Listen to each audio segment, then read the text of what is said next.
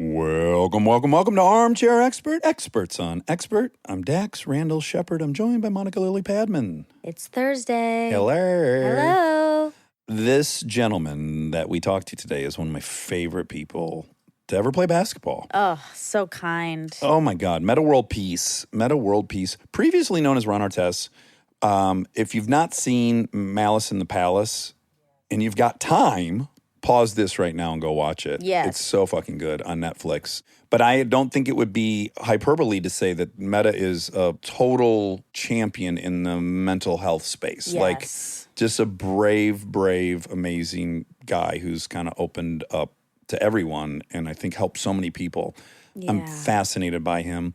Love talking to him. Of course, Metta is not just the star of Malice in the Palace, but he's also an NBA All-Star and he's a champion. He's got the ring. And he's a stargazer. Spoiler alert. He's a stargazer, which is my favorite thing. Yeah. He plans his vacations around ideal times to gaze at stars. I love this guy. Me too. You're going to too. Enjoy Metta World Peace.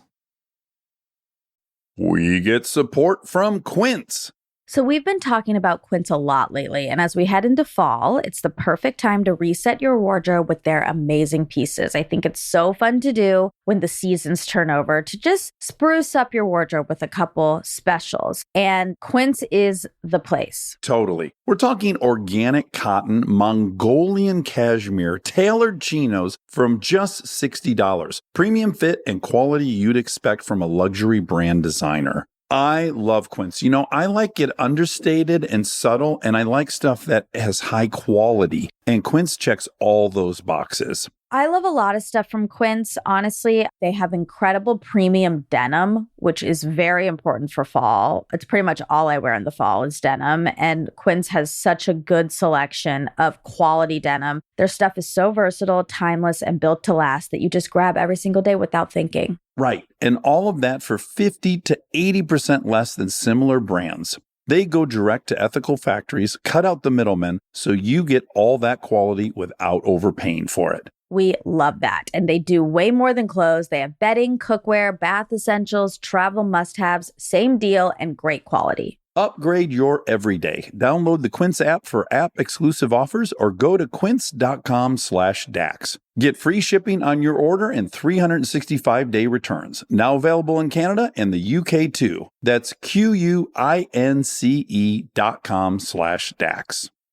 We get support from Apple Gift Card. Back to school is here, and for many, that means some big life transitions. Whether they are heading into a new grade or setting up a dorm for the first time, you want to give them something that actually supports their growth and success. Apple Gift Card is a versatile solution because it takes the guesswork out of gifting. It's not just about a new pair of AirPods for focus. It's about giving them the invaluable chance to choose the digital tools and subscriptions that suit their unique journey. They can use it for productivity apps on the App Store, movie nights on Apple TV, or extra iCloud storage for all those new memories. With Apple Gift Card, it's so empowering to give the students their freedom to allocate their own resources. Celebrate their new academic chapter. Visit applegiftcard.apple.com to celebrate their milestones and gift one today. He's an armchair expert. He's an armchair expert.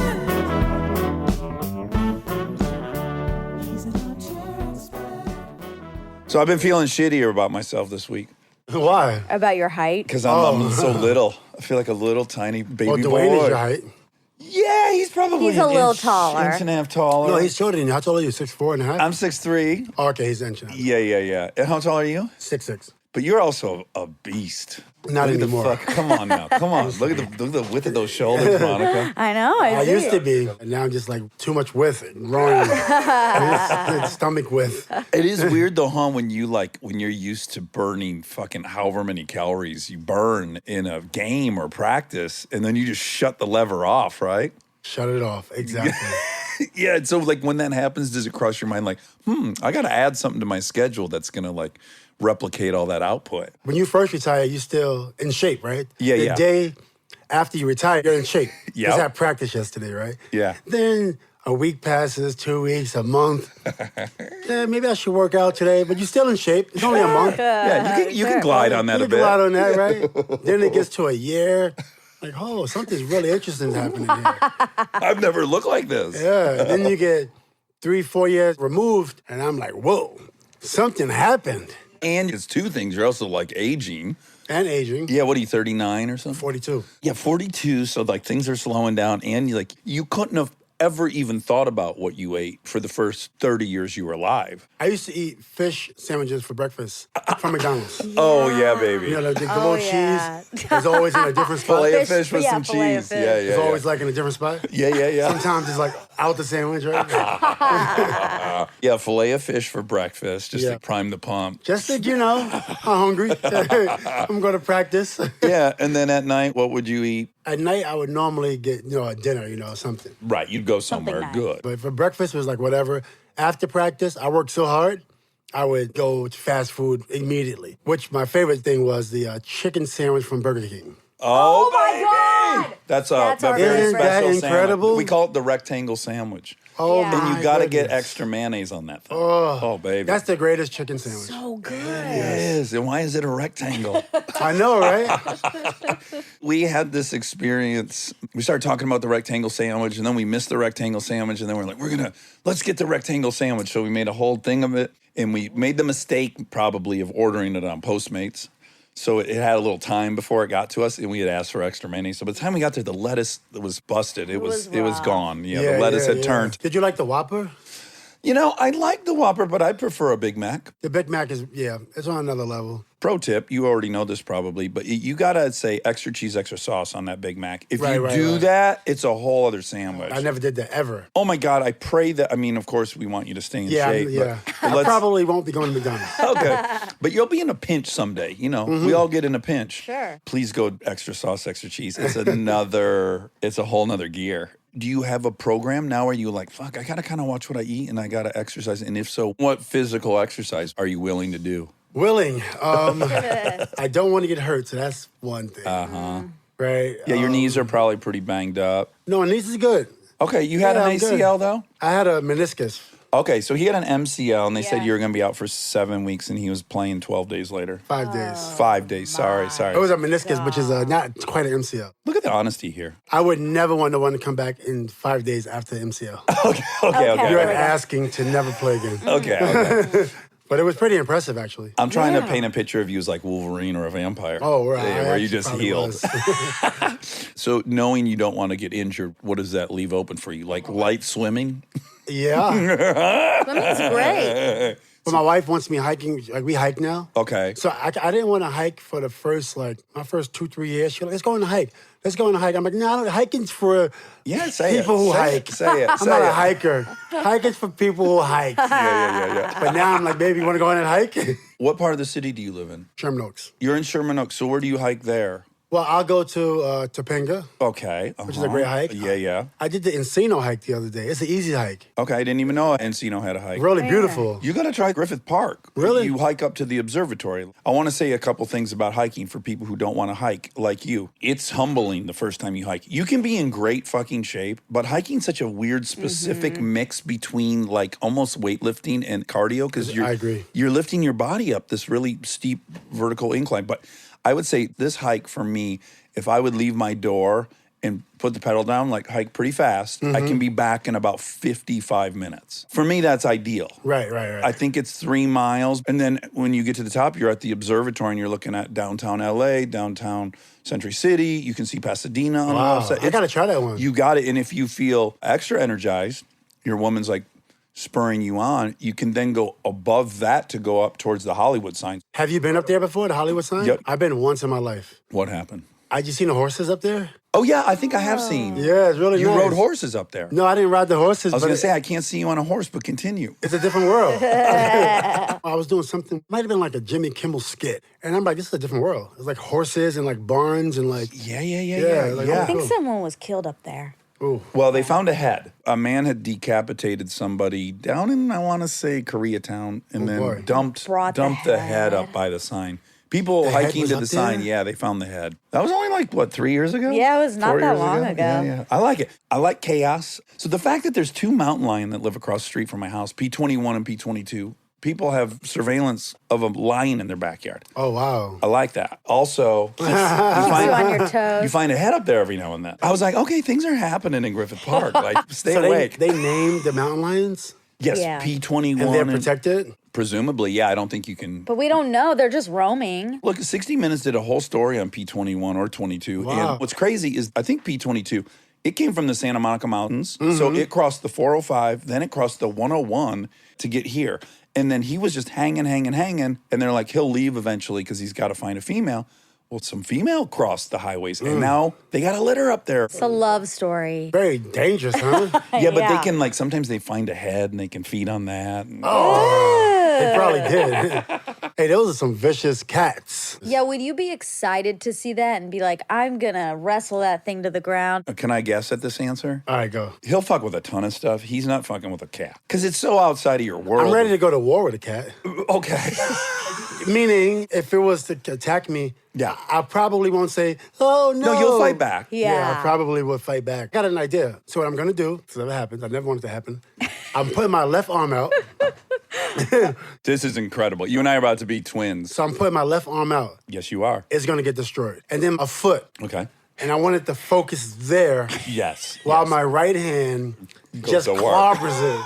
Right? Yes. So I thought about this a lot Okay, of so you're times. giving up half your body, Half the body. to protect the other half. Yeah. That's But you know what else you can do? You go for the balls. Uh-huh. And you pluck the balls really hard. Yeah. Hopefully you pull them off. This is life or death, right? This is life or death. Yeah. It's life or death. I have a scenario that if you hit anything's balls, Well, have you heard this about Yeah. pit bulls? That if a pit bull's eating your dog, you have to put your finger up their ass? Have you heard that? What? Apparently, the only 2 ways you can get like 2 gnarly dogs to stop fighting is either a hose, they hate being sprayed with water, or a finger up the ass. Have you heard any tricks? I might have heard that one. Okay, so I have said exactly what you just said on here probably a dozen times. So Oh, I wow. take my daughters hiking there, right? So I got a 6 and an 8-year-old.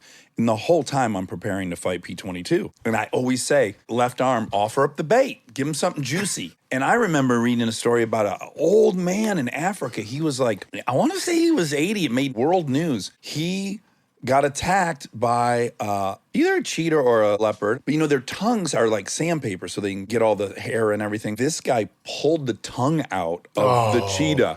And it drowned on its own blood. An 80-year-old man, a Wow. farmer who got attacked.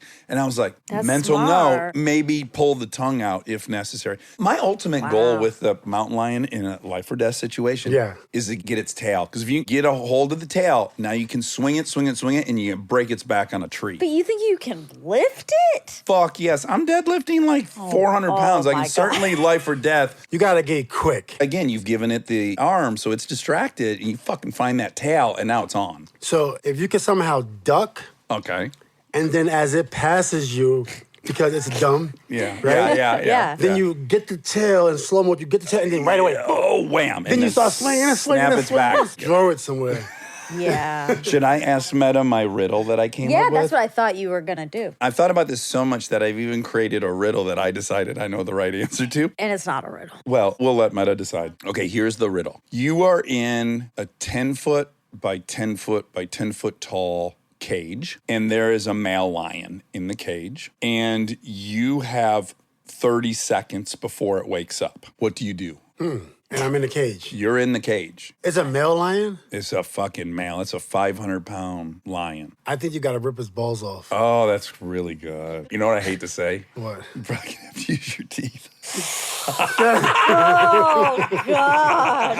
You're probably gonna have to start that tear somehow. I hate to tell you that. The thing is, you have That's to a act good- so fast so it'll wake up. Yeah. Well, you got 30 seconds. You can do a lot of stuff. Here's my answer. Is in that 30 seconds, I pop its eyeballs out. But I don't detach them. So it's still getting to see, but it's seeing the fucking ground. So it's so confused. Right. And then just for the remaining 20 seconds, it's just hammer that nose, try to get enough blood in there that's all, the scent's all fucked up. And then I'm just going to climb up to the top of the cage and just ride it out. Yeah, just write it out. I think that might save you.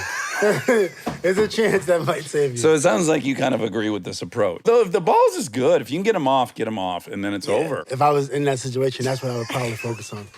All the balls and the eyes. Yeah. Have you ever seen one in real life? Yeah, I went to a safari Me too. Where'd you go? in Kenya. Which one you did? I was in Tanzania, and I was on this reserve called the Grumeti Reserve. But the first time we were next to one of those males, were you on like a Jeep with no doors? Yeah, Jeep with no doors. My wife was like, was scary. this is amazing. And I'm like, no, it's not. The thing walked by, and it looked right in my fucking eyes. Right. My heart rate was probably 180. She loved it. And I was like, this thing's going to snatch me out of this Jeep. It's amazing how like animals kind of understand you're a human and I probably don't want to mess with you. So the guy said to me, they would never attack the car because it doesn't resemble their prey. And I said, until one figures it out. It seems like they're not interested though. I know, but they'll stare at you, right? It's so weird. But you know what is interested? Kimono dragons. Oh, you've been around a Komodo dragon? No, but I know they're interested. Oh, yeah. They might be the grossest animal on planet Earth, right? Well, they eat everything. They eat joints, they eat bones, they eat everything. They like it. Komodo dragon virtually has poison. They have so much bacteria in their mouth that all they're going for is the prey comes by, they snatch it, they get a bite in it, and then the fucking thing will go septic within like 30 minutes because there's so much gnarly bacteria in their mouth. This is so And when you see them, it's just coming out Yeah, in like yeah. slime. They are I do disgusting. not like animals. This conversation. Animals in general. I didn't know we were going to talk about this, but I'm just like, this is right up my alley. We get into all sorts of topics here. So I just want to say, like, my outsider's experience with you as someone on TV playing basketball. I was like, oh, this dude's just a hard ass, like in a great way. I'm from Detroit, 88, 89 Pistons. That was our thing. I loved Rodman so much. You're younger than those guys. You came around and I was like, oh my God, this guy's fierce as fuck. It's on with him. Then the Malice at the Palace happens. And I am from there. I fucking hate those guys. When that happened, I was so ashamed for some of my people I grew up with.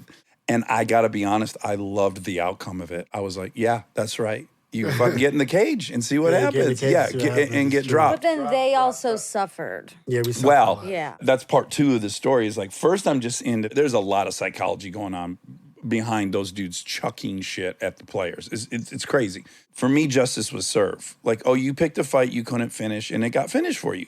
That's life. Welcome to it.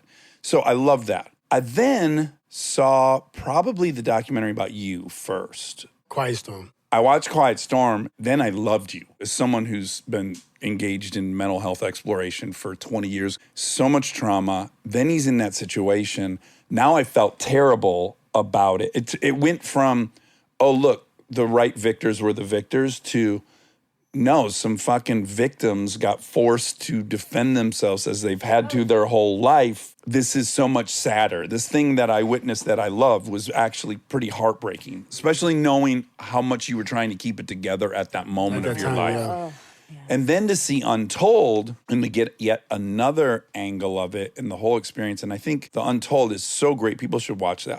Do you like it? I thought it was really good. Yeah. Jermaine put it together. He did. I did the Quiet Storm, and then Jermaine did the Untold. That part's the heartbreaking part. Like, it's another layer of the heartbreaking part to know what you were battling and then to have that event and then now to see Untold and realize, like, and there was a family there. And some of the family's so hurt by it and some people can't get over it. And, like, that then second chapter of it's, again, another round of fucking heartbreaking. Yeah.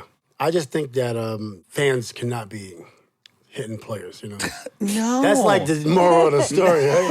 Like, you know what I mean? Well, how about this? Human beings can't be hitting other human Yeah. beings. Right. Like right. that's and that's what pisses me off is like, oh, because you bought a ticket, you think you have like some Ownership. Yes, I gotta say, there's a lot of things. There's like a gladiator thing to it. There's like a Roman gross gladiator, like let's watch these guys kill each other. There's some racist shit going on that's just like, you're not a human, I can chuck shit at you. Yeah, that's what they feel, yeah. There's a lot of stuff, and like you said earlier, from a psychologist standpoint, that's happening in their minds that they think is okay, Yes. which is like kind of weird. I would never accept that. You think you can do that to me? I'm going to show you that you can't. Yes. Live on television. Yes. Yeah. That's the justice part that I love. The rules are, they're the players. They're not allowed to come up here. I'm safe to do this. Well, guess what the rules are also? You're not allowed to fucking chuck shit at the players. So guess what? When you throw the rules out the window, the rules are out the window. Yeah. You just threw them out the window. Right, So guess right. what? Anything's now on the table. Yeah, everything's on the table. And that was really interesting to me, and I don't pay attention to it anymore, because to this day, I think everybody lives in like their own little world. Some people are grouped in together, but there's a group of people out there that was just like, I can't believe that you would do that. Were any black people saying Oh, that to you? yeah. Oh, okay. The main thing was that I went crazy at that time. So it's not just like white people. When you're watching television and you're being entertained, you know, the celebrity should act a certain way. Right. The athlete should act a certain way. That's true. It is. It's so long as everyone else is acting the way they're supposed Right. to act. But everybody should be acting a certain way. We're here to entertain you, right? So if I get mad at a player on the floor, that's because we're passionate, giving it our all, and it's for you, the fan, for you to enjoy and be a part of it, Yeah. right? But not for you to take it to the next level. But the majority of the people thought that that was pretty wild. Some people that saw the doc kind of changed their mind. Mm-hmm. A lot of people say, you know, I think differently of you now. I'm like, I don't really care what you think. Yeah. I never cared what you think. So that's been me most of my life, which is like I have had a bad history with getting involved. reacting too quickly. Right. And over time, I have come to realize shit happened to me when I was young and I couldn't defend myself. And I made a pledge to myself, basically. It's like, when I'm 18, like, that shit's over. Like, even if you whoop my ass, I'm in it. Like, you're going to get hit too. I agree. I will never let anyone hurt me again without a fight. Now, someone who's not had that background, they can see it in a much more evolved, healthy way. I'm not there, but I can see people that are there. Mm-hmm. And I think knowing your background, I think you're coming from it more like I am, which is like, I need to be telling all people at all time, if you come for me, you're going to have your hands full because people are always going to be coming for me. Right. And people aren't going to be coming for us. Right. But it's hard to snap out of that. It is. Now I'm older, so I probably wouldn't react. Like, if somebody was to throw something at me to this day, I probably would figure out a way to get that person arrested for sure. Yeah. I'm not the type of person that like to see people go to jail because I have too many friends go to jail. Yeah. But that's like the ultimate way to get you back. Right. You know what I'm Yeah, saying? Sure. And I'm still passionate in that way. But when I did grow up, I did experience where certain people would take advantage of their power, whether, you know, you can just hit someone, bully someone. Mm-hmm. And I told myself, like, never again. That's why I was always comfortable. I never had security because I was always ready. But having that shield, it's not a fun thing to be having that shield every day where you just, oh, I'm ready for anybody. It's just too much. You pay the price. It's heavy, yeah. It's heavy. You're not vulnerable. So my dad, he died in 2012, and he would fight anybody over anything. It kind of amused me as a kid. You know, he's always in a fight at a gas station or stuff. He was banned from Costco because he got in a fight over the samples a bunch of times. Wow. As I was looking at him dying way too young, I had this thought, which was, he never got bested. Like, he always showed up. But then I was like, and now he's paying the ultimate price for that because he lived that way. Like, it's so bad for your body to be in that state. And I really was looking at him and I'm like, I gotta figure this out because I'm gonna die from it. Even though I'll have won everything, I'm gonna kill myself because of this. And it was somewhat of a shift for me and realizing like I'm the victim of this if I win. I agree. Like, that's why I kind of went on this meditation. I didn't want to become weaker, but I wanted to get more of an understanding of like what's happening now versus reacting based off what I know. Right? It probably triggers the 29 feelings from your childhood where you were outpowered. Oh, for sure. So like the little thing that the other guy's doing that isn't a thing for him, it's a thing for you. That's why you got to be careful who you Yes. who you mess with. And for you, I'm sure it feels, as it did for me, life or death. Yeah, well, that particular incident with the bra, it happened so quick. Not to mention the physiology that's happening there that no one is also taking into account, that you're coming off of a basketball game. Like, your adrenaline is already at 3,000. Like, to ask anyone to be rational in that moment, you can't. No one could do it. Nobody. You're at 100% just because that's what you need Yes. to be to do the thing. Yeah, you're going into the game, you're getting ready, you're getting pumped up. But you know what was crazy on the flip side? When I got older,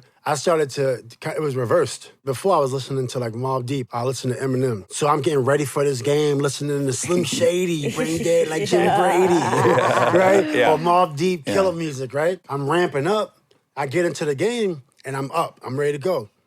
And then I started to listen to like more music that centered me later in my career. I listened to Alberta Hunter, she's an artist that started her career like in the 1880s, but she recorded her first record in 1920s. Oh my God. Like real soothing, real music, classical. But I was listening to stuff like that to get centered Yeah, and be just as strong. Yeah. And I performed better. Well, isn't that crazy? Yeah, that's the shift in your story, right? Like Yeah. that's you going like, I need to do this to do that, and then learning like, no, I don't need. I have it. I don't Right, have to. I I don't have have to it, wake yeah. up the tiger. It'll wake up. It's there, like, naturally. If you want to win at something, you're going to do it because that's who you are. Right. Right. But to trust that, it's scary, I'm sure. Right. Because when you're young, it's like, okay, I'm in the NBA and I want to make it. In order to make it, I got to do what I know. Yes. There's going to be players that can score 35 points a Right, game. right. And you had all the equipment to be the best defensive player in the league, which you were. You were named Defensive Player of the Year. So, like Rodman on the Pistons, he was scoring like 12, 13 points a game when they were winning in the 80s. He was, yeah. And then he just became a specialist. Yeah. And he became so fucking valuable as that specialist. Yeah. And it felt like you kind of had a similar.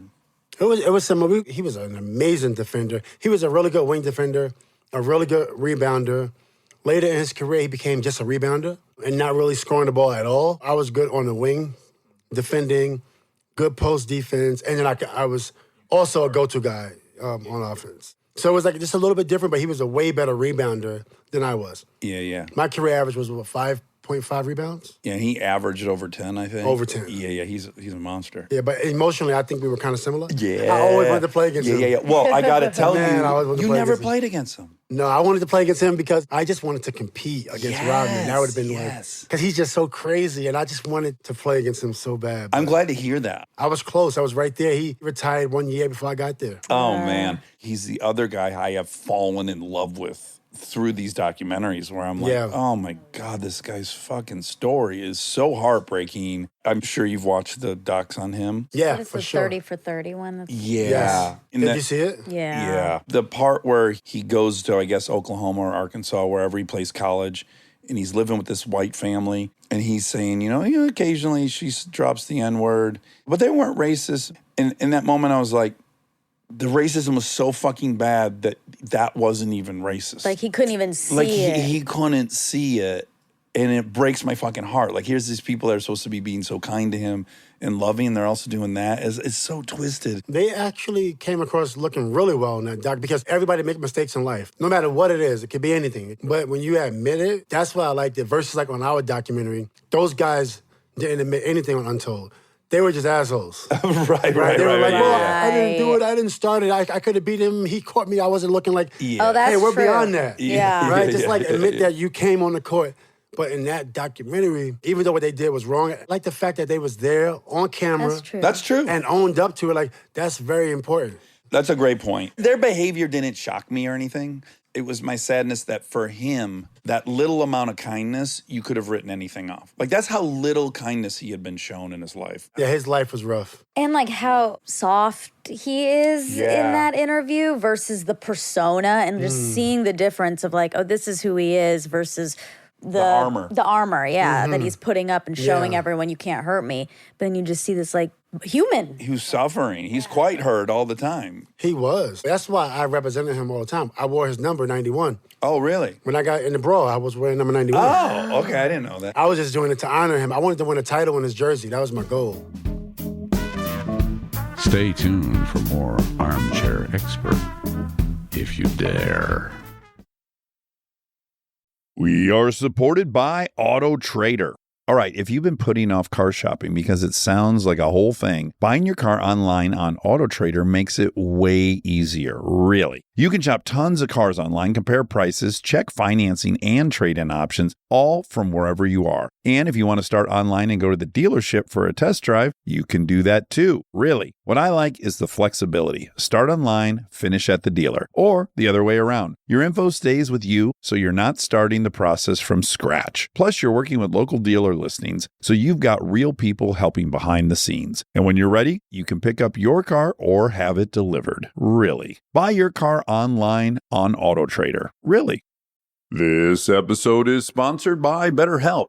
You've heard us talk about BetterHelp for a while, but I don't know that we've ever talked about how much people love this service when they use it. BetterHelp has an average live therapy session rating of 4.9 out of 5 based on over 1.7 million client session reviews. And you can check out the reviews yourself at betterhelp.com/reviews to see how much they love BetterHelp. Knowing that kind of service feedback from real people speaks for itself. I'm a huge proponent of therapy, as we've talked about before. I've learned so many things about myself that I believe truly only an outside, objective person could help me come to. BetterHelp makes it easy to get started. Answer a few questions, get matched with a therapist based on your needs, and switch therapists at any time if it's not the right fit. See the reviews, see what stands out, and see if BetterHelp is right for you. Visit betterhelp.com/Dax. That's betterhelp.com/Dax.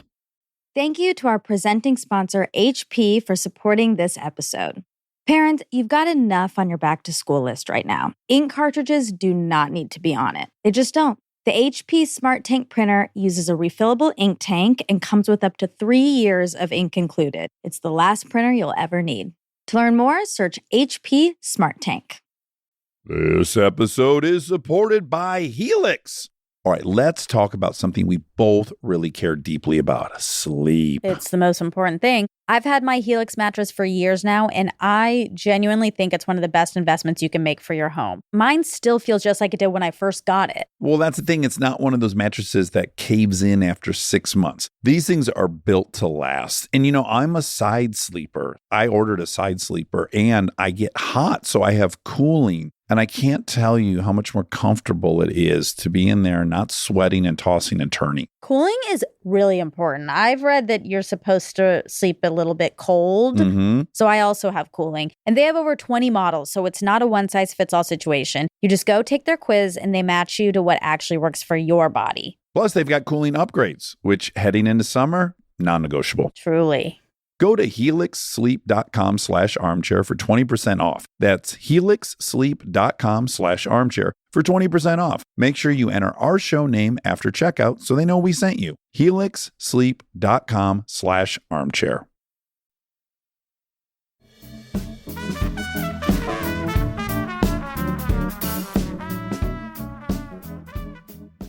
I notice you switch jerseys all the time, like more than any other player I think I've read about. Initially, it was like Jordan was the first one. 23, I was a Defensive Player of the Year. We didn't win a title, but I didn't want to wait because I wanted to get all the Chicago Bulls numbers. Okay. So then Rodman was next, which I got Rodman. And then the next year was going to be Pippen. But then after that, it was just like... You're not going to wear Luke. No, I was going to go to Tony. Okay. I was going to go to B.J. Armstrong. And then whatever happened after that would have happened. Yeah. What about Steve Kerr? He was way down the list. Although, was first. Although I've come to love that guy so much. I mean, he's a great coach. I remember during the height of the Kaepernick debate, everyone's kind of talking really carefully about this. Every time they're trying to interview coaches, like, what do you think about that? Yeah. They asked him, and he gave it to you. It's like, no, this is insanely racist. This is the best part of our country, a nonviolent protest. He has an opinion for sure. Yeah, and he'll tell it to you. Yeah, he's not afraid to say it. I didn't care about him as a player. I lived in Detroit. I hated the fucking Bulls. But as a coach and hearing him just as a person, I'm like, this guy's impressive. I like him. Now, Queensbridge, is that where you grew up? Is that what it's called? Mm-hmm. Who else came out of there? Mobb Deep, MC Shan, Roxanne Shante. You have Vern Fleming. Who's Vern Indiana Fleming? Pacers. Oh, okay. Sean Green, Indiana Pacers. Metta World Peace, Indiana Pacers. Yeah. That's crazy, right? Yeah. Then we have Nas. Nas is from there. Yep, Nas. Oh, wow. He's probably the biggest star from Queensbridge. Marley Marl, who produced records on Big Daddy Kane, KRS-One. Big producer back in the days. Big a lot Daddy of Kane. people. We have a few other people from Queensbridge, like Hank Carter, who Mr. Bloomberg named the hospital after Hank Carter in Harlem. So he does a lot of big stuff on that side. Queensbridge is really unique. Yeah, what do you think about that? Pound for pound per capita, you can't even find a town that has that many stars in it. Queensbridge is different. And the thing about Queensbridge is they did so much to keep us down. There was so many times where I was close to going to jail. Really? Yeah, you get caught with crack, you go into jail. That could be anybody. Could have been Nas. Could have been me. You get caught with a gun. Anything, right? You get caught robbing somebody. So you always on eggshells, but you hear those stories, but the stories you don't hear is the other talented group of people that went to jail. Yes. The other talented basketball players that went to jail. To be that talented from a town like that is other people you're competing against. Oh, yeah, the level of competition, you're starting at like damn near college level or something. Correct. Yeah. Like when we were playing in 13 years old, the basketball games was Division II, Division I games every day, right? The rappers, look at the rappers I just mentioned. Yeah. And now I'm not talking about the hundreds that you didn't hear about. So this is who Nas is like competing against. And it's that competitive. Oh my Queensbridge God. is very unique. And a couple of years ago, they even stopped us from playing basketball. We had to stop playing basketball at 9 p.m. When I grew up, I was outside at 3 a.m. Oh, no shit. But then when they started getting new people into the neighborhood, they started gentrifying it. People's like, the basketballs is too loud. I'm like, you moved in our neighborhood, and you're telling us the basketball, we gotta stop at 9 p.m.? When I used to play and I was learning how to shoot, I couldn't shoot at first, so you all night. Dong, Clang. clang, dong, all night at 3 a.m. But everybody knew, like, yo, I'm putting in this work. Do you think you have some OCD stuff? My version of it was like I had tics as a kid, and then I did things twice. Like I had to do everything twice. I was like, if I scuffed my heel, I had to scuff my left side. I had to keep everything level. And I was pretty busy in my brain. Like there was always something. I had to count something. I had to, and I just, to practice shots over and over and over again at 3 a.m. is a little. Oh, for sure. I was obsessed. Yeah. I'm very, very, very obsessed. What's your parents' situation? They broke up when I was 13. That's pretty late. It was late. And what was your relationship with your dad like? I mean, my dad was on the court with me all the time. He was real tough, right? Yeah. We played basketball. He was a big, strong man, and I was a young kid, and he'd take me out to that court, and he was not, wasn't taking it easy. Yeah. Do you think in a healthy way or an unhealthy way? It was very healthy. I appreciate it because it was like at the limit of, it could have got worse. Yeah. Because I've gotten spankings from this man. Yeah. So it could have gotten worse. Yeah. And he was really strong, cut up, quick temper. Yeah. A Ron Artest type. Senior. Had he played any sport? Like, had he played on the college level or anything? Yeah, he growing up? did. He played basketball and he boxed. But when he had me, he kind of stopped sports and wanted to get a job. And he boxed. And he boxed. At what weight? Heavyweight. Oh, my God. Okay, he's over 200 pounds. How tall is he? 6'2". Oh, man. My dad's similar, right? And so my dad would have these fights with my brother, who's 5 years older. They were so fucking bloody. There'd be broken furniture. Their clothes would be fucking torn off. Both people would be bleeding. And I was like, I don't want to tangle with this dude. I felt like that's coming, and I don't want to do it. And then the time it finally happened, we got in a fight at like 2 a.m, and he had just had hernia surgery. So he had all these fucking staples across, like from bottom of his rib cage down to his belly button, just all these staples. And he had this big basketball in his belly. He had a huge gut. And he was yelling at me. I'm yelling at him. And he fucking shoves me on my bed. And I'm looking at him. I'm like, if this goes down, like his innards are going to come. Like he's going to open up. I'm like, I can't fight this. And he didn't give a fuck. He would have loved to have gotten those, those being a war. insides Being a going. war. Yes. He was seeing a whole other thing, right? And I just narrowly avoided that situation. You don't want problems with your dad. I'm the same way. Even to this day, I'm like, I don't even think I can take I don't even think about that. Yeah. I don't even want him to think I'm thinking that. Okay. Yeah, I guess the boxing really just rules the whole thing out. I've never talked back to my dad. Ever. I've never fought my dad. Okay. That was the last 8, and my mom also. And do you have siblings? 10. 10 siblings. What? 10? I got 44 nieces and nephews. I might have more now. And between 5 and 8 great nieces and nephews.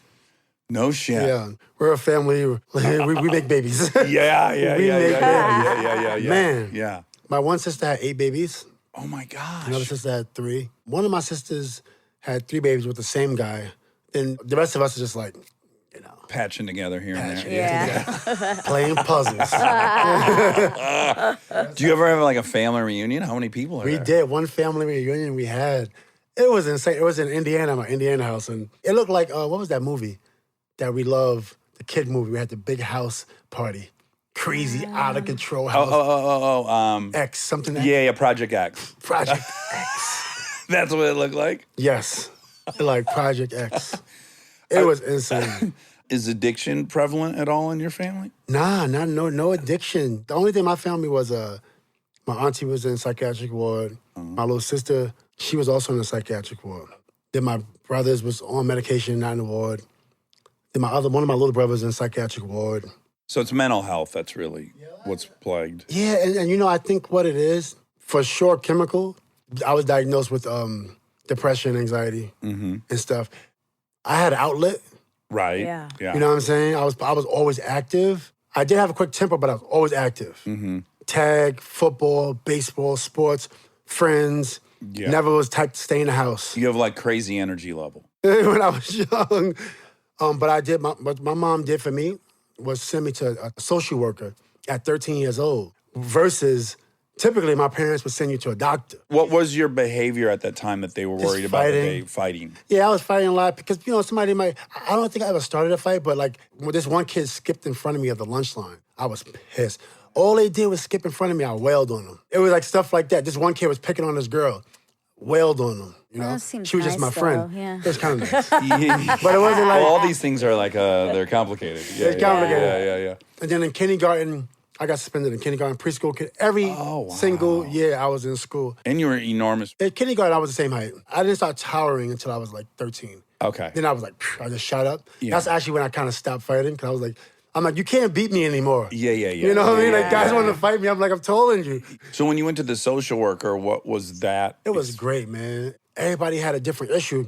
And the social worker would bring us together, get popcorn, go to the park. It was incredible. And I remember thinking, like, when people see you walking in this building, they know where you're going. We got this big neighborhood.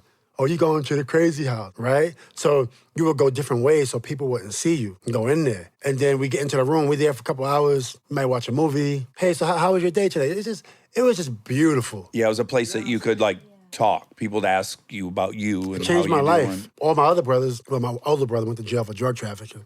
But then my other brothers, some of them was taking medication and they couldn't get off. It's hard to get off. When do you get really serious about your mental health? Because so from 13 to, I don't know how old you are at Malice Palace. 23 at that point. That's it? I was young, yeah. Oh my gosh. Wow. So that's just a 9-year or 10-year period right there. Yeah.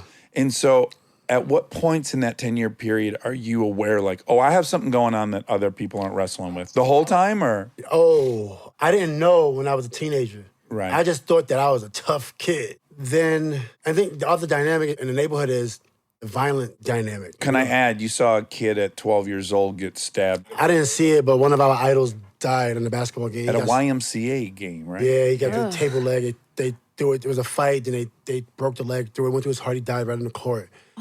Which was like, and he was like really good. His name was Lloyd Newton. Look him up. He was a really good basketball player. He was like our idol, Like we looked up to Nas, we looked up to Lloyd. You know what I'm saying? Yeah. We were on edge after that. And you're talking about a bunch of Division I basketball players in my neighborhood. Dope dealers, though. But dope in basketball. So the way we play is different. You might have to stop the game to make a sale to a dope fiend. Sure. Or you might have to put your gun in the garbage, like, police is coming, thing like that. Yeah. So it's like that whole dynamic. You're juggling a lot of You're stuff. juggling a lot of stuff. And you've got to be aware of, like, enemies. Yeah, people come on the block, start spraying the block up. It's been said. But, yeah, you're in a war zone. Like, you're just standing, operating thing is, like, maximum awareness. To the credit of the hustlers, they never really shot at the basketball court. Like, if they saw us playing basketball, some would wait. But we did have a few people that would, if they had a problem with somebody in the game, like, get the hell off the court. Like, move, because they going to spray. Now you've worked with enough people, like, like, what that does to your brain chemistry, right? To be in that state, your brain adjusts. It can live in arousal better. And I was in it. I wanted to be a hustler. I wanted to, Yeah, like, of I look up to course. that stuff. I was like, when I got my first check, the first thing that was in my mind was like, okay, how can I flip like $100,000?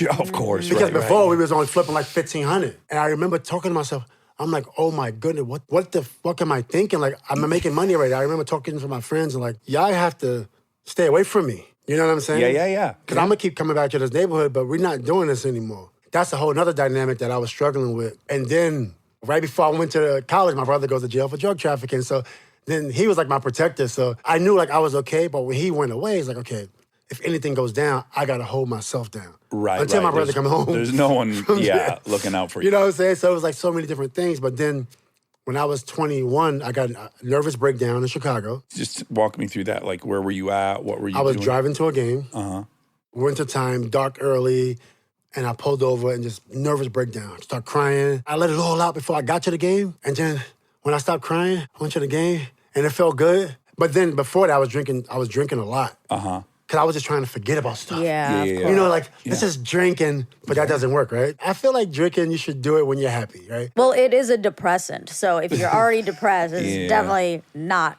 helping. Yeah, so then after I went that nervous breakdown, I was getting in so much trouble in Chicago. Like when you're not playing. I get in trouble when I play. Oh, okay. Okay. Yeah, I never got in trouble outside of the game because that's my life. But then if I'm not able to focus on the game because something else happened, I brought that baggage with me to the game. Right. And you'd be so frustrated when you got on the court. Yeah, I was a young parent at 16 years old. So I really, I chose to be a parent. I planned a baby, but I wasn't ready. No 16. I thought I was You could ready. be planning since you were 6. It don't mean you're ready at 16. The fact that you desired a baby at 16 says a lot. Yeah, we planned it. I remember. But you know what that says? Like, I want to nurture something and I want that thing to love me and count on me. Like, you want that. You're not getting that at some level. Yeah, for sure. Can I guess something? Yeah. So you have the outside of your apartment armor and personality, but there's this like super sweet human being inside of there that no one's getting to see. Right, you can't really show yourself. You can't show your softness. I didn't realize you And can. You can, yeah. You know what I'm saying? I didn't realize you can. And you help so it's many other okay. people. And I was very parental, like with people. I had, making money. It's like, okay, you need something to eat? Come on. You need something? Come on. Yeah, right. Very like nurturing. And it's just my mother, because my mother, when anybody that needed a place to stay, my mother and dad would take you in. We had 17 people living with us in a 1-bedroom apartment. Oh my God. My mother's like, I know we don't got it, but you can come stay with us. Oh, wow. And I saw that. And I'm like, oh, wow, that's, I thought that was amazing. We used to put mattresses all over our 1-bedroom apartment. Oh, man. Yeah, there's like I think we often focus on like the bad side of all that, but also I'll say this: I lived in Santa Monica for 10 years in a 1-bedroom apartment, and below me a family lived, and there had to be 9 of them in the same 1-bedroom apartment. At first, I was like, "Oh, these poor people! Where the fuck do they sleep? Who would the line for the shower? Blah blah blah, all these things." I heard more laughing from that house. Yeah. I came to like love those people in a way. I'd be in my apartment by myself, and I'd hear them being a family and laughing, and it would like lift me up. And I'm like, oh, they're kind of having a fucking great time down there. It's like all the things. It's like rough, but it's got to be great as well. That was our greatest time. I thought that was my funnest time living. Our apartment burned down, so we had to crunch in a little bit. But that was the funnest time we had. I don't remember any drama in that apartment. Right. Okay, so back to the nervous breakdown in Chicago. At that point, are you thinking, I need to get help, or that's not even... No. You don't even know, that help exists. You wouldn't I know how don't to wanna ask go to for nobody. help. Yeah. You don't trust nobody. Right. That's Yeah. right. Yeah. This is when the NBA really started to get involved with me.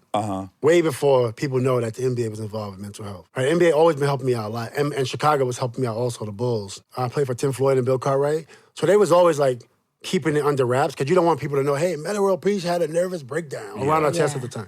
But then when I became, like 27, I started to really talk about it. Like, this is okay.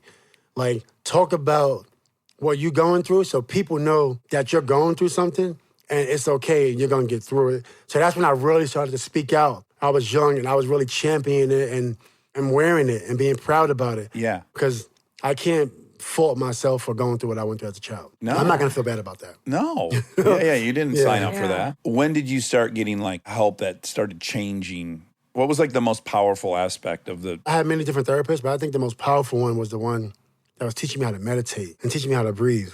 When I started to do those exercises, I was like, this is incredible. This is what I want. Isn't that what you were doing on the scorer's table? Weren't you And I kind was of... chilling, yeah. But at that point in time, I didn't have the therapist I had when I was with the Lakers. And I was still 23 at that time, so I still didn't understand what I was going through, even from a therapy standpoint. I didn't really understand what it was doing for me. I just said, okay, I'm going to do it. Right. And I just gave into it. You surrendered to it. Surrendered to it. Yeah. I was learning at that point. That was the greatest moment of my life. Right. You know, like normally I'm ready to fight the players. I'm ready to go. Yeah. You're doing like the impossible for yourself. Yeah, I'm Yeah. like chilling, like no fighting. I'm happy. Yeah. Right? But I was going to continue to work on it. But when the guy throws something from the stand, that's like, at that point, I didn't know I had to prepare for that. No. So that's like really has nothing much to do with like mental health, you know what I'm saying? I can only compare it to being an addict, which is, as an addict, I have to be ahead of everywhere I'm at. Like, I can't show up at a party and then all of a sudden there's Coke on the table and then I make a plan. No way. I got to have a plan before I get there. Like, if Coke comes out, here's what I do.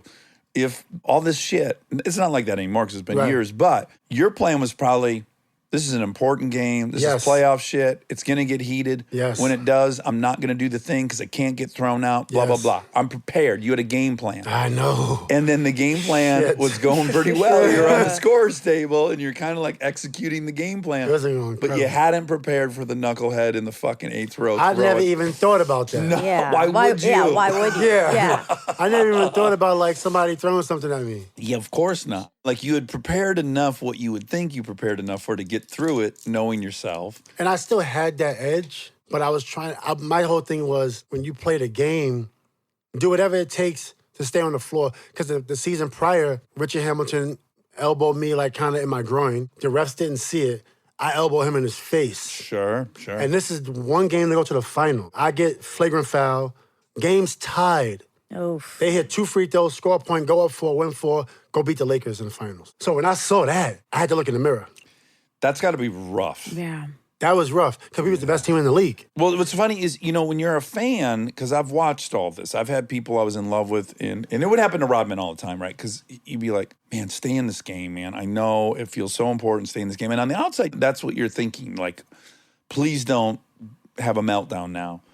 And what you're not, I don't think, as you get older and maybe understand stuff, is like, that's assuming the person's in control of their emotions, or that's not necessarily the case for a lot of us. No, it's not. If you look at how I play defense, like you talking about somebody that's not getting tired. Like the intensity, It's kind of unparalleled, I yeah. kind of miss it, Yeah, but it's yeah. crazy. Like in that moment, I remember seeing guys get tired, and I'm tired, but I'm biting away, just grinding Yeah. grinding them down. Unless it was Kobe, it was hard to grind Kobe down. Yeah. It was hard to grind LeBron down. Sometimes I would do it maybe 20% of the times to those guys. But it was like, when you're talking about that level of intensity, it was beautiful, actually. I'm sure you were like, you were in a state of flow. You Oh, were man, probably it was a like, great time. It you was a didn't have great any time. worldly problems. was You a just great had that moment in front of you. This is an unhealthy backwards question. Like we're getting somewhere and we're connecting, but I got to go backwards. A, was there anyone you were afraid to fight in the NBA? And B, how would the Ben Wallace fight have gone? I mean, at the time,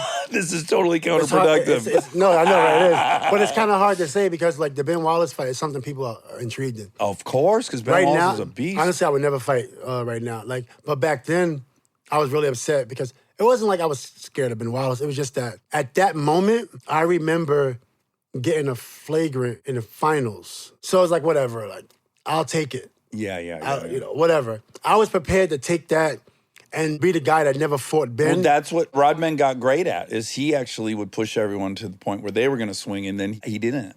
Well, I wasn't even pushing Ben to the point. I just fouled him. Monica, just so you know, Ben Wallace, he looked like the Ultimate Warrior, big-time wrestler. Ben- I mean, he was jacked. He was very muscular, but I was heavier than Ben. Oh, you were? Yeah, Ben's 240. Oh, really? I'm 260. Oh, dang. So you're dense.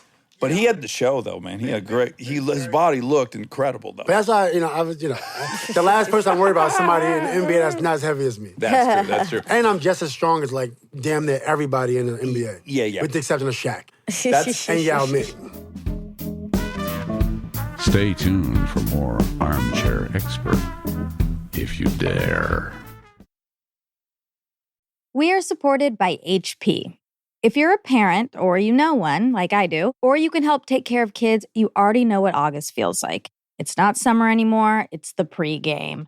The supplies list, the forms, the "we need this printed by tomorrow" texts that come in at 9 p.m. And I say this as someone who's been on the receiving end of those texts in a former life. You're ready to help, and then the printer says no, out of ink, blinking at you, useless. It's such a small thing, but it will absolutely derail your night. So when I heard about the HP Smart Tank printer from HP, America's most trusted printer brand, I thought this is the kind of thing that actually makes life easier, not in a big flashy way, in a one less crisis way. Instead of those little cartridges that run out the second you need them, the HP Smart Tank uses refillable ink tanks, and it comes with up to 3 years of ink included. 3 years. That's 3 back-to-school seasons without the cartridge panic. HP can't fill out the forms for you, but they can make sure the printer is never the reason you're up past midnight. Search HP Smart Tank. This podcast is brought to you by Squarespace. We've talked before about Rob building our website on Squarespace, and I bring it up again because it's a perfect example of what they do well. Rob had all the pieces, the content, the vision, the ideas, but he needed something to actually take all that and make it public facing. And Squarespace was that bridge. Maybe you're in the same spot. You've been developing something, a business, a skill set, a body of work, and it's been private. It's been yours, but at some point you're ready to put it out there, and that transition from private to public can feel like a huge leap. Squarespace makes it feel like a step. Beautiful templates, built-in SEO, email campaigns, scheduling, analytics, everything you need to go from "I've been working on this" to "here it is, come find me." All in one place, no code, no stitching together a bunch of different tools. So if you've been sitting on something and waiting for the right moment, this might be it. Head to squarespace.com/DAX for a free trial. And when you're ready to launch, use offer code DAX to save 10% off your first purchase of a website or domain. We are supported by Arm & Hammer toothpaste. I feel like so many parts of our lives have gotten a little overcomplicated, including toothpaste. There's always some new ingredient, new promise, new thing you're supposed to suddenly care about. Arm & Hammer baking soda toothpaste keeps it simple. Powered by baking soda, a time-tested ingredient you already know and trust for a clean you can actually feel. It removes up to 3 times more plaque in hard-to-reach areas compared to a leading toothpaste, and it gently whitens. And if you hear baking soda and think, wait, is that gentle enough? Arm & Hammer is actually a less abrasive toothpaste, and it is designed to protect enamel. Myth busted. It's also the #1 dentist-recommended baking soda toothpaste. I am a broken record on Arm & Hammer toothpaste. I love it. I've been using it for years and years. My dad first introduced it to me, and I've never gone back. I've also gotten a lot of people on it, and once you go to Arm & Hammer, you won't regret it. My personal favorite is the Arm & Hammer Peroxicare toothpaste. It improves gum health while gently removing plaque and surface stains, but also just my mouth feels so clean after. They have so many. They have advanced white toothpaste, which is great. I also use that. Complete Care toothpaste. Everything is perfect. Try Arm & Hammer toothpaste to taste the difference. Feel the difference. Shop at your favorite retailer between August 2nd and August 15th to save $1.50. Arm & Hammer baking soda toothpaste. Save $1.50 August 2nd through 15th.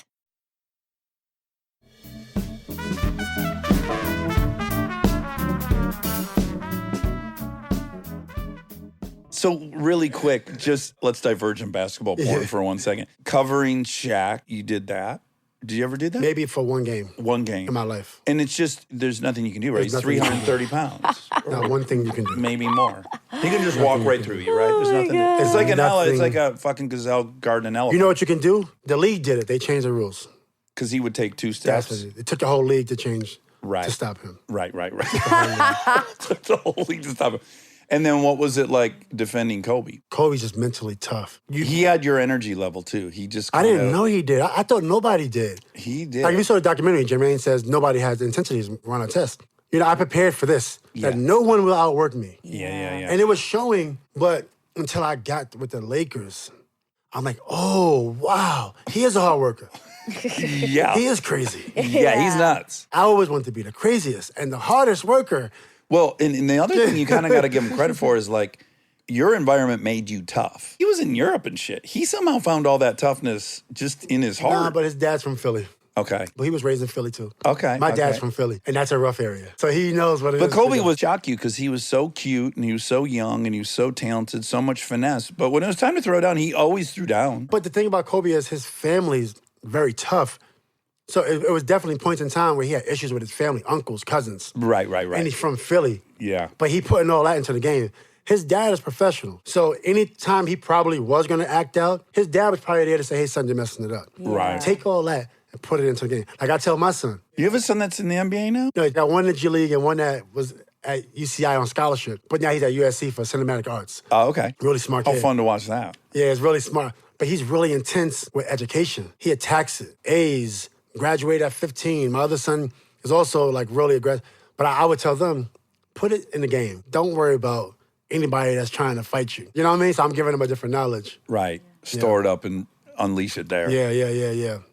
Who was the hardest person to defend other than Kobe? My hardest personal challenge is probably, I would say Jordan #1, even at his old age. Man, Jordan. Even at his old age. I could see that going the other way, right? Because like we grew up with he's a god, and so your expectations, almost like if everyone tells you a movie's the best movie ever made, even if it's a great fucking movie, you get there and you're like, it's a good movie. But even with the expectation, he delivered. Phew, he delivered. I played against him in the summertime, and I played against him in the NBA. Uh-huh. And I was like, wow. That's really tough. And then I think with LeBron and Kobe, LeBron's got the weight as well, though, right? LeBron's heavy. He's heavier than me. Yeah. When he came into the league, he wasn't as heavy as me, but he grew heavier than me. I don't know what it's like for those guys defending him. I feel sorry for the other players. 'Cause They had no shot. Yeah. I remember one time LeBron was coming down the court, and I know how strong this kid is. But I stood there. It was a study done on me that, on NBA players, but feet on the ground, I could deliver force, whereas like if you're trying to back me down, you can't. I don't know why, but you just can't because I'm not moving my feet. Right, you're planted. It's planted. I didn't realize that until they told me. I'm like, oh, wow. They said you had the strongest like ankle, whatever. So one time LeBron was running at me full speed, and I just stood there. I took it. I didn't move my feet. He backed up. It wasn't like an offensive foul. They called a foul on me. Oh, they call it foul on And you. I didn't move my You feet. didn't move. I can't guard LeBron when he's moving. He's quick and athletic. I'm like here planted. Yeah. But LeBron is here and there. I can't guard that. Well, I don't think anyone really can. And then he's bringing 280 pounds.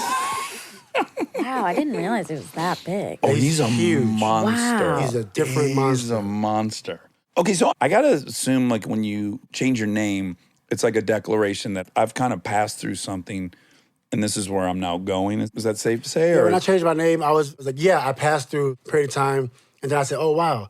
Not only did I pass my therapy sessions, my mandated sessions, and then my own personal session. And then I was like, I want to reach more heights. 'Cause I didn't want to stop my sessions. I was like, wow, like this is, my last session was over. I told my, are you Hyundai?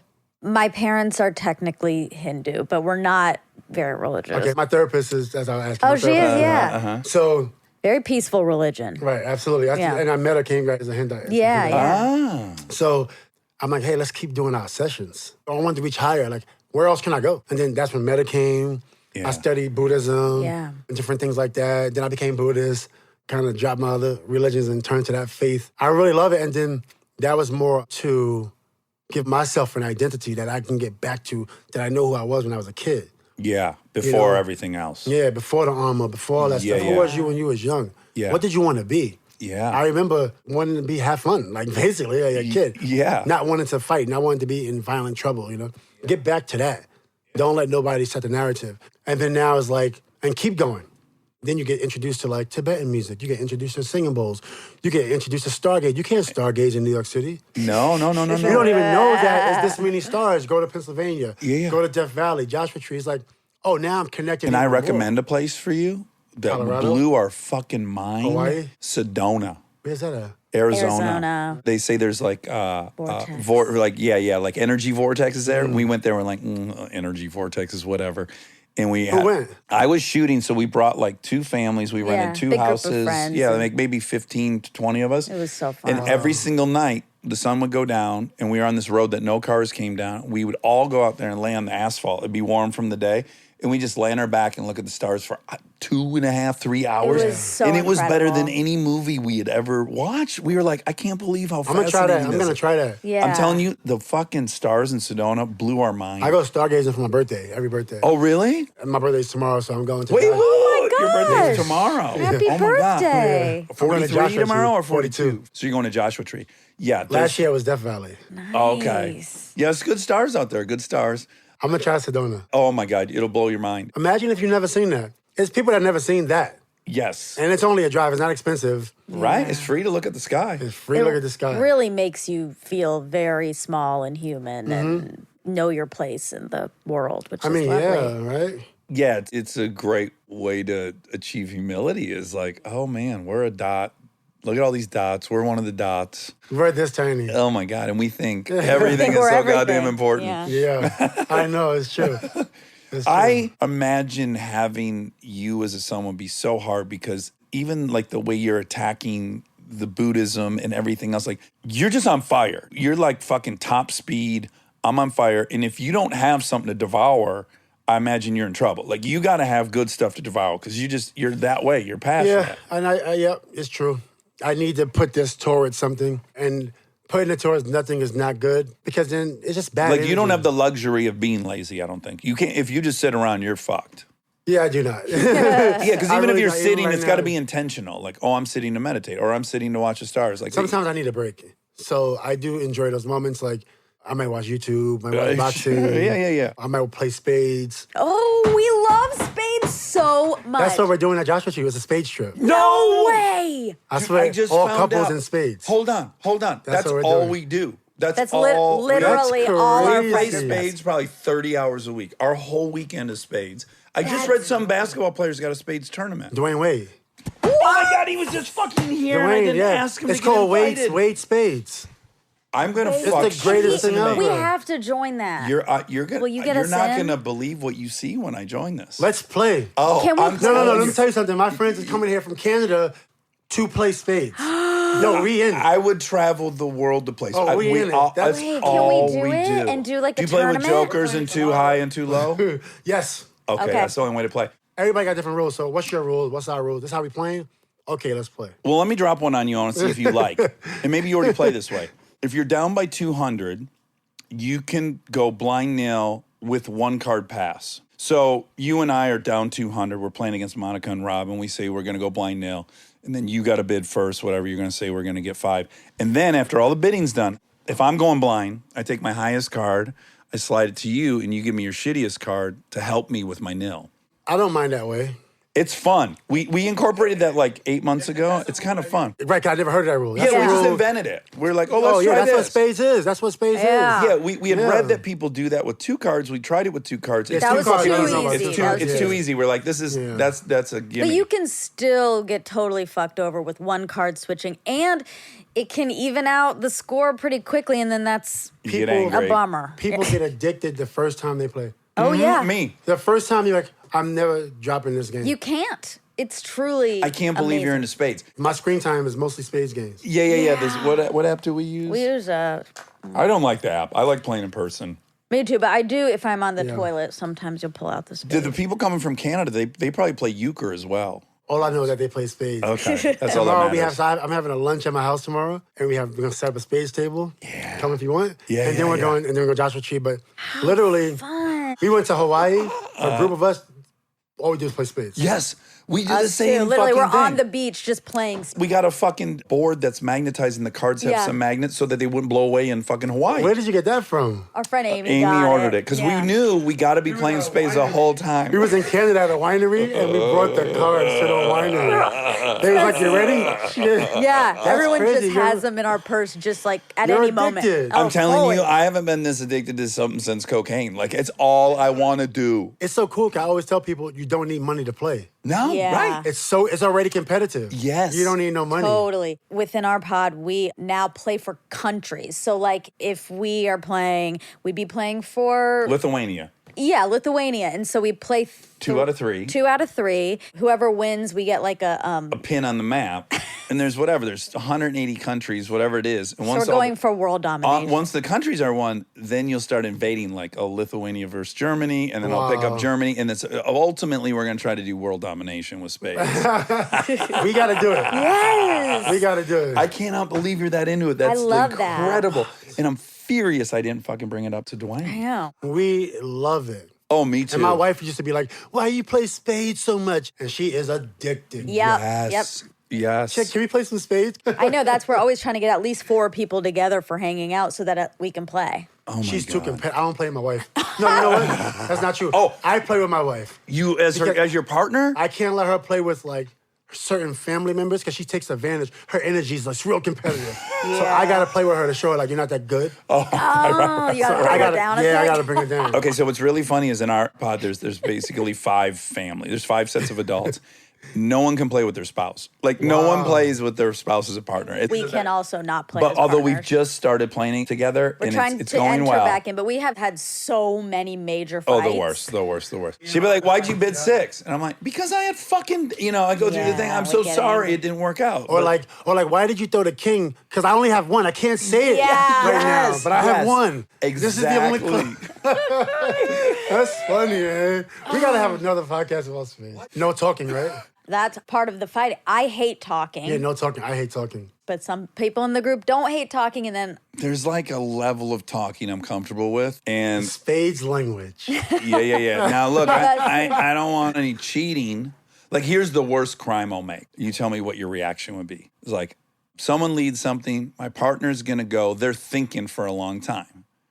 And I'll go, do you remember the last hand? That's all I'll say. That's okay. That's okay. I That's still okay. don't like that. She doesn't like that. But That's that'll okay. be my level of talking. Just Yeah. like, I just want to go like, just, do you remember the last hand? That's all I'll say. I'm But not you going to can't say. be like, throw this. No, God, and I'm not going to no. say. God, no, yeah, I'm not God, going to no. say you remember I'm out of diamonds, but I'm kind of cueing you like, remember the last hand. I mean, that's actually a little iffy. it's on. Yeah, Yeah, it that's is. It iffy. is. That's when I'm feeling the most desperate. I might say, do you remember the hand? I don't do Yeah. that often, but occasionally You'll get glares from me if that's happening. we will. But also, let's add this: we all know kind of how our level of play is. So there are some partners that. Like, I expect her to have to help a little bit. There's different levels. No, it's Like- true. It's true. It's Yeah. true. Like, agree. I don't mind if you say to so-and-so, like, I know, but I can't for my own personal Like new integrity. people, like new. Yeah, that's true. Or like a mom who's been helping her kids like 12 times. They've interrupted us. Like the kid had a cut, and then she did this, then she did that, blah, blah, I'd blah. rather let my partner just get it on their own. Yeah. My wife Yeah. is separate. I mean, she's different. She wants to teach and talk for the whole game. Oh my God, this is Is so your wife funny. Kristen Bell? I can't wait to play with We you. You gotta have play. to come back and we have Yeah, to we gotta do Yes, play. we got to We'll play. play. We got to play. This has been so fun, Yeah. Metta. I had fun too. I just like you. I got to bring up one thing before you leave. Yeah. So I did this show Punked in 2003. Okay. Then they rebooted it in 2010. I came back, like they asked me to come back and like, I don't know, shepherd these folks or whatever. And it was flattering. And then I punked you. And I didn't know you yet. Okay, I didn't know your story yet. Was it the parking Pulling lot? in a car. Yes, the parking lot. God darn it. So that was me. And I didn't know anything about you other than you knocked some guys out in Detroit. So I'm like, all right, this punked episode's got the potential for he and I to end up in a fight, right? Oh my gosh. But I will say you were completely unflappable. You didn't get revved up, man. You were in your fucking zone. Like you were I was in so peaceful. I was so pissed. I remember that day. Okay, so I then watched a documentary about you. And then I'm riddled with guilt. I'm like, oh my God, I'm like triggering this person with all this trauma Yeah. for fucking entertainment. You know what was crazy about that day? So I was punked that day. It was like at the parking center next to the Staples Center. Yeah, So the parking lot. Yeah. Yeah, and then you, you was in front or behind? Yeah, that was in front of you. Yeah, then you backed up, and then the lady behind me screaming, oh my goodness. and then, This is terrible. then I was gonna try to go through the side. I could have made it through, by the way. Yeah. But I could have made it through. I could have made it through and fucked it So we up. basically trapped you. Like, Were you knocking on my window? probably. I can Somebody barely just kept remember. Knocking on my, I think it was you. Somebody was, would you? Yeah, I think somebody knocking on my window. Hey, can you move? Can you? I'm like, get this fucking guy out of here. Well, you know what I think we thought might happen? I think what we my thought was going to goodness. happen is that I would kind of be the relief from it. Like, you'd recognize me as the punk dude, and you'd be like, oh, we got punk. But you didn't recognize I me at never all. watched Funk. I never watched Yeah. Funk. Yeah, you didn't know who the fuck I was. I was just another asshole in the scenario. Yeah, But for anyways, sure. I watched the docs about you later, and I just kind of fell in love with your spirit and who you were and what you've gone through. And I was like, oh my God, I was a part of the fucking problem. I didn't know That all was the- probably my most stressful punk because Jimmy did me 3 times. Oh my God. I caught him on the last time. I caught him. Because the last time he had a water bottle, TV, they take the label off the water. Right, yeah. So I saw it. Good. That's a Got good him. glue. Oh, that is good. This is a punk. Yeah. they But the got other ones, they got me really good. All right, Metta, I adore you, man. I hope you'll Thank come back. you. Thanks for having me. Yeah, my pleasure. And now my favorite part of the show, the fact check with my soulmate, Monica Padman.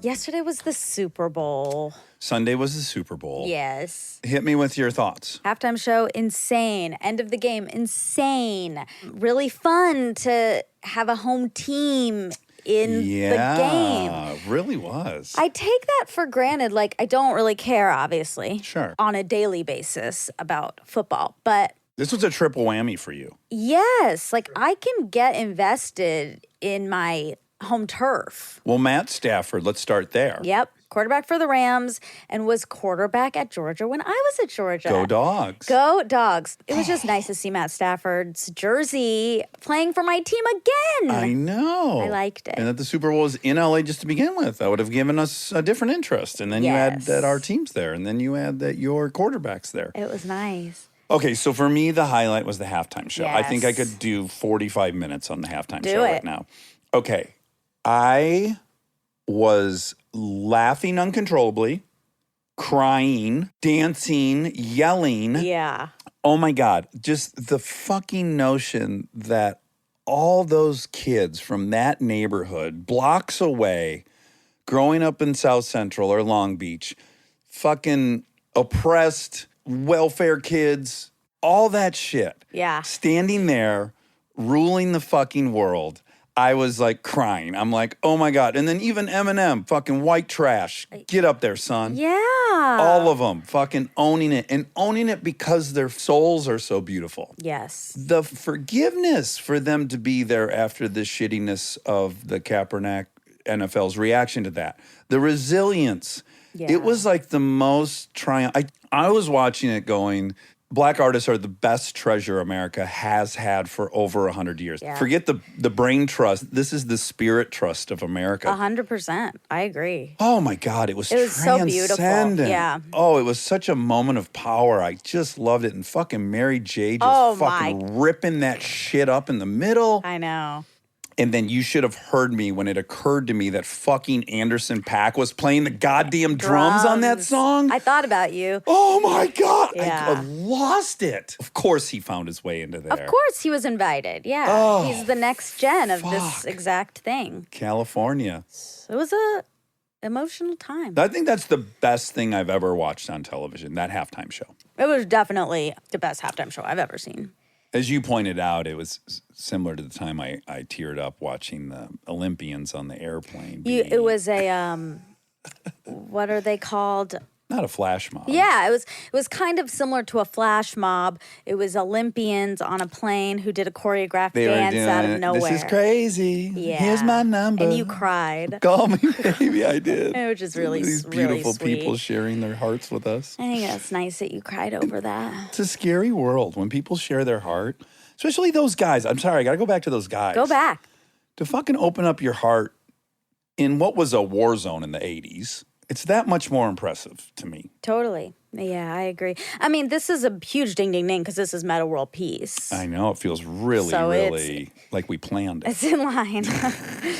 Another guy who, not in the most supportive environment, opened up his heart. Yes. Chose to choose peace and love and all of these things despite so much trauma and hatred and negativity and anger.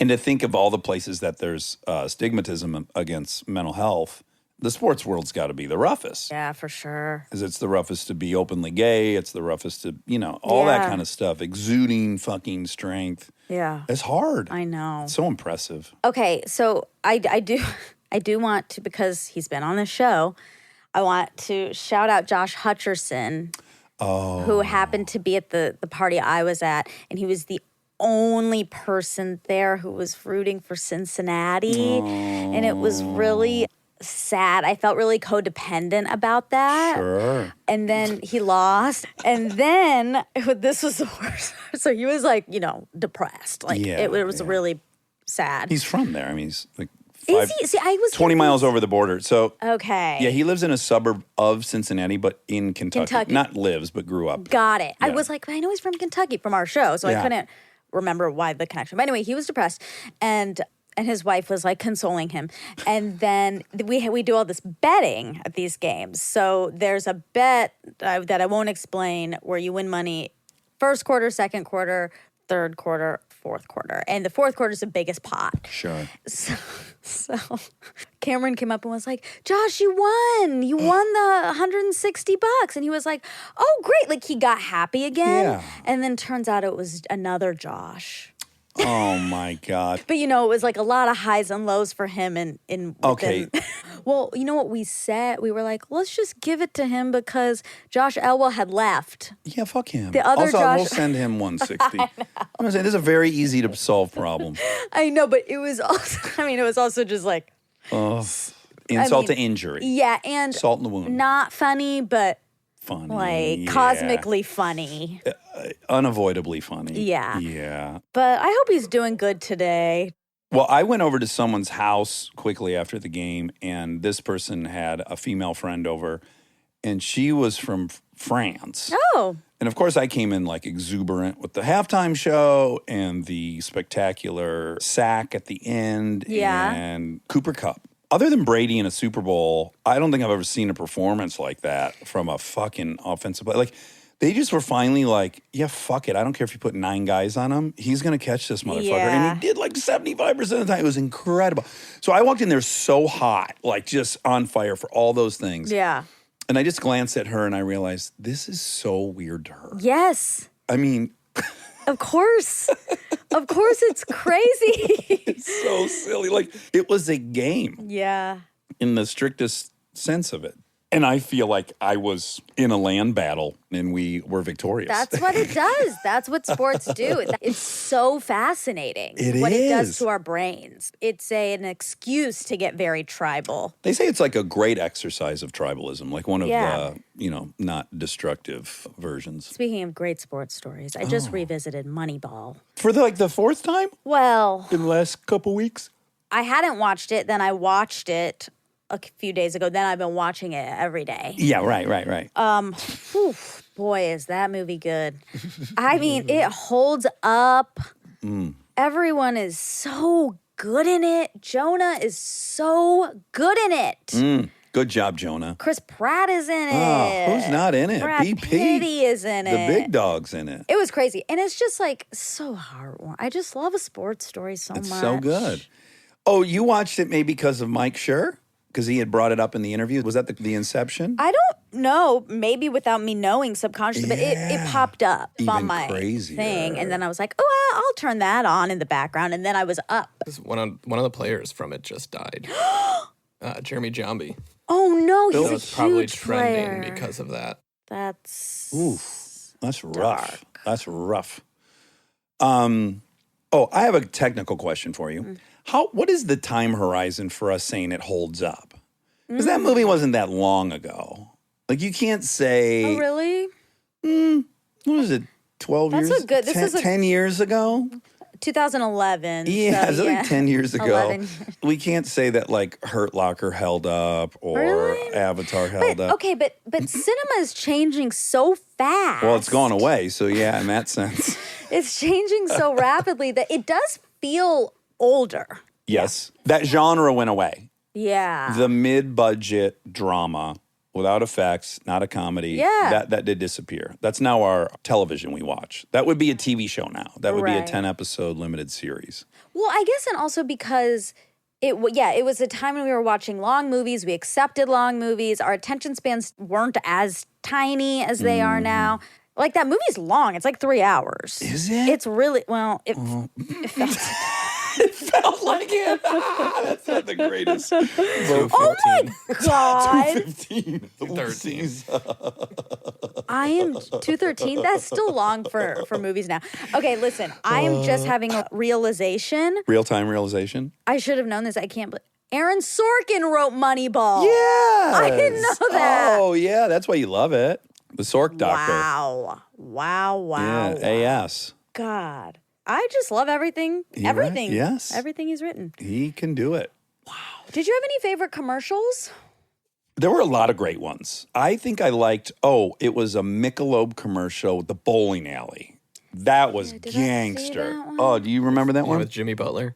Yes. For me, most importantly, Steve Buscemi. Oh, yeah. Oh, cool. Steve I don't Buscemi. remember that one. It was Peyton Manning. He was kind of the Oh. hot shot bowler. It was totally a Big Lebowski ripoff. Oh, which is why cool. Buscemi was in it. But it was done really perfectly. Yeah. And so he's the hot dog, and he kind of dethrones some other football player, and he's feeling it, and then all of a sudden slow-mo of Serena walking in.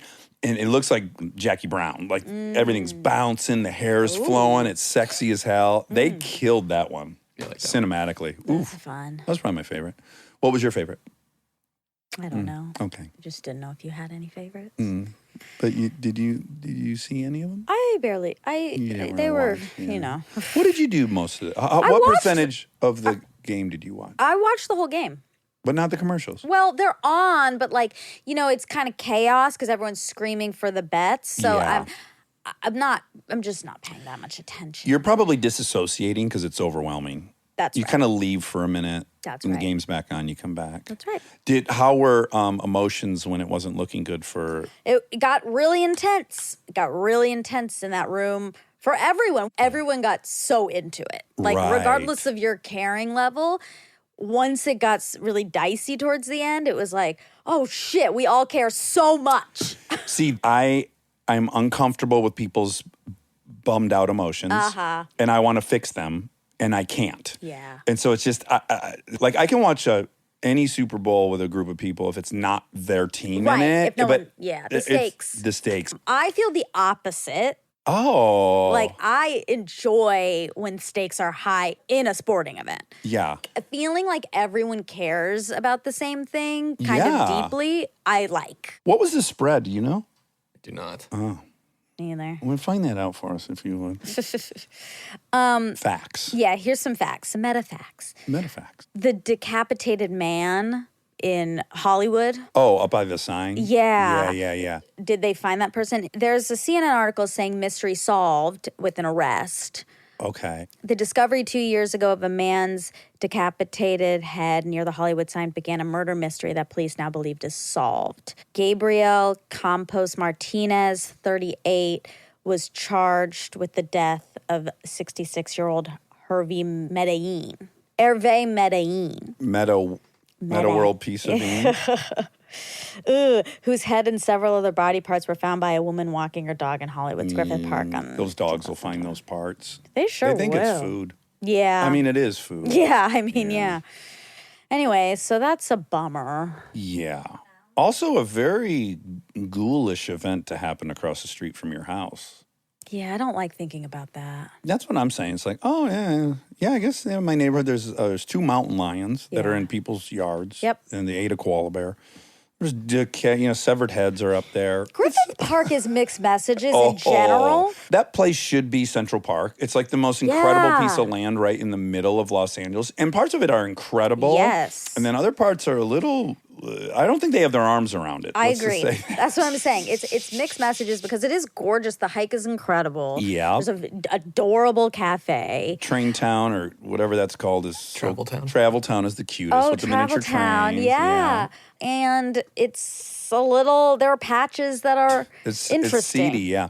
Well, for a while, like a few weeks ago, part of my morning routine after my coffee walk was to go to Griffith and just sit on that grass. There's a Up at grassy the observatory. No, like literally like right off Los Feliz Boulevard. Like if Oh, you're yeah. and it's mixed messages because it's like, Yes. oh, there's that person studying for like probably a college test. And then there's that person who's Cooking a chosen to seagull. live here. Well, yeah. a guy barbecuing a seagull over a campfire you're not supposed to have. Yeah. I would have these long streaks of hiking early in the morning. Like if I was committed to hiking, very often when I would walk up there, there's an area that a bunch of I'm assuming retired, Russian men would have this like early morning kind of cookout and vodka drinking. Oh my God. And I would go by there at like 8 in the morning. There would be like 9 of these gray-haired Whoa. old Russian guys, and you just hear them, and they'd be doing shots and just raging at 9 in the morning or 8 in the morning. I was like, "Fuck, that looks like a good retirement." Good for them. They're up and at 'em. They're barbecuing and drinking vodka. It's like they're having a tailgate, but there's nothing to watch. That's right. And I'm like, are these guys in bed by noon? Like, are they on swing shift? Who my parties God. at 9? I love it. That is great. You know, like your first thought is like, oh, these guys have a drinking problem. You know, it's 9 in the morning. They've got a couple bottles of vodka on the table. And then my next thought is like, they're 70. They made it. Like, what? It didn't take them out. Yeah. Keep at it. Up and at them. Are mountain lions protected? Yes, in California. 1990, California Wildlife Protection Act. established that mountain lions are a, quote, specially protected mammal. I don't know, though, that you're not allowed to blast them in your yard if they're attacking someone. I don't think you would get in trouble. Maybe in that I should scenario. type, can you kill a mountain lion self-defense? Yeah, let's find out. Most states have designated hunting seasons for mountain lions, and killing one without a tag is a violation unless the hunter can prove self-defense. Oh, okay.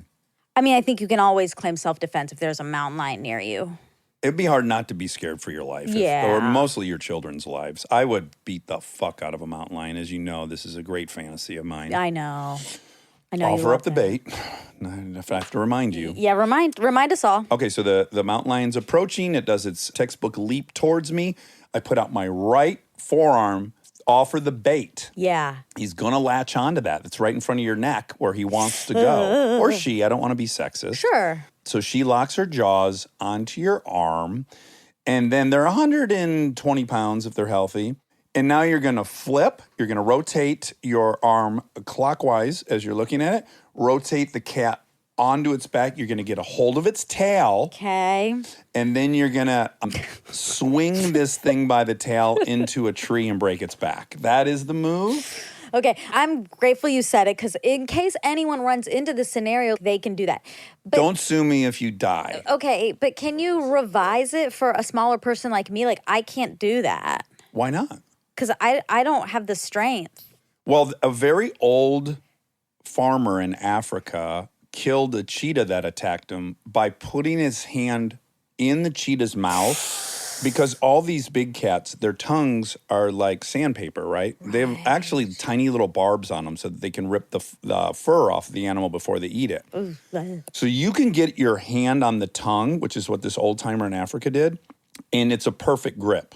He pulled the tongue out of the cat, which caused it to drown on its own blood and die. Okay, but do you think that man has superhuman strength? Because I feel like that He was would like also 90. be really hard to pull out a tongue. Not if your life depended on it. That's true. I guess. Because you could, if you got a hold of it and then you put your feet, your heels into its chest and you use your legs, Yeah. you could rip that You'd have tongue to out. do it so fast, though, because you have to do it before the mouth clamps. Yeah, so that is curious. You would think it would bite down in your arm and then you couldn't pull your arm backwards. Right. But I imagine when they have your fucking hand down their throat, they're going to open their mouth like they're going to throw up. That's my guess. Just gagging. Yeah. Interesting. Wow. It's kind of sexual, actually, now that I think about it. There was no report if the man was found with an erection after this. I think it's safe to assume he had one, though. Probably the first one in a decade. This is a real story. You guys could Google Yeah, this. no, I believe it. I was so proud of that guy. I don't want any cheetahs to die, but Yeah, if it's but between him and the cheetah, it's got to be. it's got to be him. cheetah. I'm feeling this too. Like in my coffee line, Uh-huh. there's so many dogs. And one of the dogs the other day jumped up and scared this Asian man. It's nice to hear another Asian call out another Asian. It was a nice Asian man. Okay. And It's okay to be a nice Asian man. exactly, it's preferred. Yeah. And this dog really scared him. And then I was like, no, we just have to choose people over. Yeah, I'm not even gonna. You know, if you get me on this topic, Sure, it's a yes, bad, yes. it's a bad hot button topic for me. I know. Yeah, once dogs bite and attack humans, they need to not be around humans. Is my kind of thought. Philosophy. Yeah, or just be around the one human they don't bite, which is fine. Right. Just don't take your show on the road. Again, if you want to live with Manicore, Yeah, great, sure. but don't bring Manicore to. But also Maru. don't live with Manicore. Also, don't. But if you do, minimally, don't take Manicore out for a walk. Because there's very kind Asian men around And me. and Asian ladies that aren't Asian. There's lovely subcontinents walking to and fro. Okay, the rule. So we haven't learned yet, but remember he told us about Big Whiz fun game? That's a like step up from Spades. Yeah, people are probably wondering if we've since learned it. We have not, but we will. That's it for Meta. That's it for the Super Bowl. Do you want Super Bowl odds? Yeah, Super Bowl odds. Rams were negative 190. Oh, there wasn't a point spread. That's a payout spread. Was there a point spread? It is negative 190 and then plus 160 for the Bengals. What I believe that means is that if you bet $100, you're gonna subtract that percentage if you're favored, and if you're the underdog, you're going to add that percentage. So if you bet $100, you'll win 120 or you'll win 80, depending on whether you're. But maybe they don't do point spreads anymore. What would it be? Did you type in actually point spread? Did spread Cincinnati plus 4.5. So then if Josh bet on the Bengals with that spread, he still won. Oh. Right? Because what was the final score of the game? 20-23? Yeah, something like that. Yeah. But maybe he just bet that they'd win. Is that a thing? Without a spread, that would have been a foolish bet. Okay. There was a great SNL sketch. Did you ever see it? It was Great Moments in Betting History. And it was like, and the Colts lost by 7, beating the spread by 1 point. Like, it's all about all about the these spread. teams that lost miserably, but they beat the Oh, spread that's and then funny. celebrating them. That's really funny. Oh boy, oh boy. All right. Love you. Love you.